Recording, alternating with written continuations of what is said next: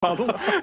Eh ben on le fera dans quelques instants sur le plateau de la grande émission. Nous, juste avant de découvrir en direct, du coup, sur le plateau, Gilles Viano, avec un titre peut-être de Michel Berger, on va s'intéresser à la chronique du jour, mais version vidéo, puisqu'elle ne sera pas avec nous demain. Avec Laetitia, notre maman qui déchire, voilà, qui va nous parler de jeu, parce que lui, il jouait du piano debout, mais elle va jouer du jeu en famille, puisque... Sans prie. Bravo. Je vous la laisserai pour la prochaine fois.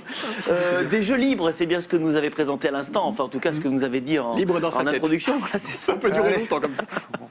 Sans pression, sans stress, voilà, c'est exactement cette émission. Des jeux à savourer en famille. On va laisser la parole à Laetitia et vous allez tout comprendre.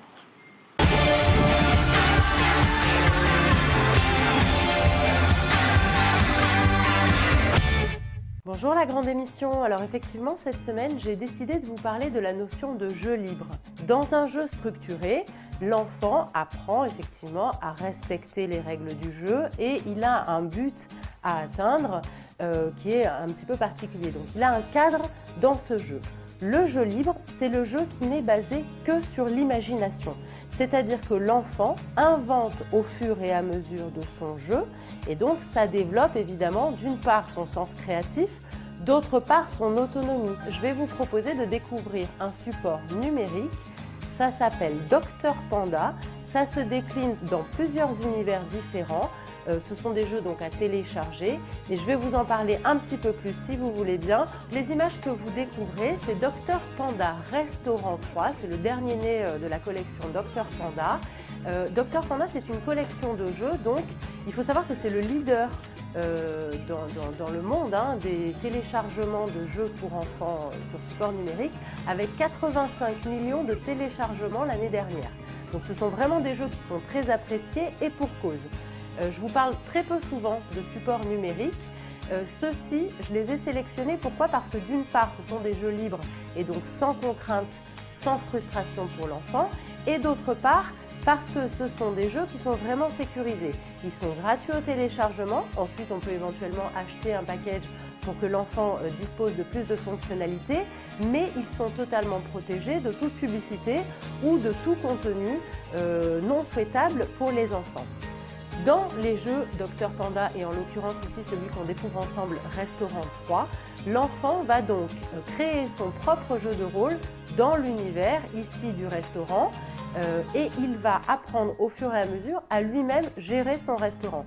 Donc il va animer les petits personnages de Docteur Panda pour d'une part apprendre à réaliser des recettes, pourquoi pas créer des recettes, mais également apprendre à gérer un restaurant. Donc ça veut dire prendre des commandes, s'habituer à nettoyer les tables, bref, gérer complètement tout l'univers d'un restaurant par lui-même et sans aucune contrainte. Ce qui est très intéressant, surtout pour les plus jeunes, c'est qu'on apprend énormément de vocabulaire.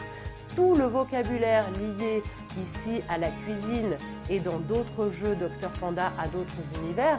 On avait par exemple Docteur Panda Hôpital, l'enfant apprenait tout le vocabulaire lié au milieu médical. Donc on apprend beaucoup de vocabulaire, on apprend aussi à se débrouiller un petit peu par soi-même.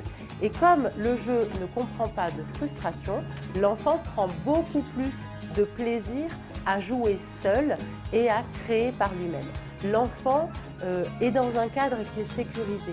C'est-à-dire d'abord, il n'a pas d'accès à des adversaires sur Internet, par exemple, et puis il n'a pas accès, là encore, à des contenus qui pourraient éventuellement le heurter ou ne pas correspondre à ce que vous avez envie de lui enseigner.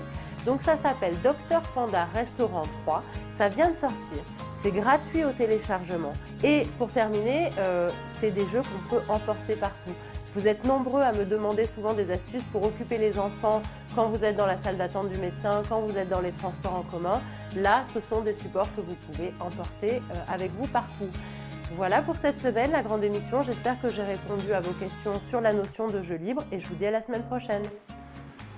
Laetitia qui sera de retour avec nous sur le plateau de la grande émission dès mercredi prochain. On reprendra les bonnes habitudes, mais j'espère que vous avez été attentifs à ce qui s'est dit pendant ce reportage, puisque vous avez